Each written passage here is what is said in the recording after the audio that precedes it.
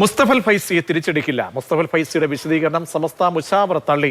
സമസ്ത മുശാവറയിൽ നിന്നും പുറത്താക്കിയ നടപടി പിൻവലിക്കണമെന്നായിരുന്നു അപേക്ഷ. ജിഫ്രി തങ്ങളെ വിമർശിച്ചതിനെ തുടർന്നായിരുന്നു മുസ്തഫൽ ഫൈസിയെ പുറത്താക്കിയിരുന്നത്. മുഹമ്മദ് ഷഹീദ് ചേരുന്നുണ്ട്. ഷഹീദ്, അങ്ങനെ മുഷാവറയിൽ തിരിച്ചെടുക്കണമെന്നൊരു അപേക്ഷ വരുമ്പോൾ അതിനെ ഭൂരിപക്ഷവും എതിർപ്പാണോ രേഖപ്പെടുത്തിയത്? ആവശ്യം അംഗീകരിക്കാതെ പോയത്? പ്രതീക്ഷ സമസ്ത പ്രസിഡന്റ് ജിഫ്രി പുത്തുകോയ തങ്ങൾക്കെതിരെ പരസ്യ വിമർശനം ഉയർത്തിയതിനെ തുടർന്നായിരുന്നു മുഷാവറ അംഗമായ മുസ്തഫൽ ഫൈസിയെ പുറത്താക്കിക്കൊണ്ട് സമസ്ത തീരുമാനമെടുത്തത്.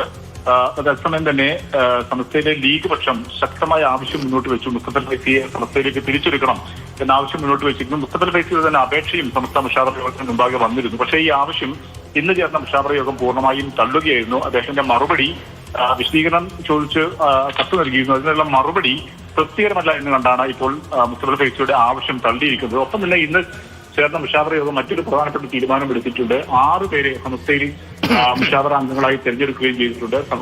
ബഷീർ ഫൈസി ചീക്കോന്ന്, ടി.കെ. അബ്ദുബക്കർ മുസ്ലിയാർ, ടി. സൈദലി, അലവി ഫൈസി കൊളപ്പറമ്പ്, ഷഫീഖ് ബാസവി, അബ്ദുൽ ഗഫൂർ അൻവരി എന്നിവരെയാണ് തെരഞ്ഞെടുത്തത്. ശ്രദ്ധേയമായ ഒരു കാര്യം, ഈ തെരഞ്ഞെടുക്കപ്പെട്ട 6 പേരും ലീഗ് വിരുദ്ധ പക്ഷത്തുള്ള ആളുകളാണ്, നേതാക്കളാണ് എന്നുള്ളതാണ്. പ്രതീക്ഷ.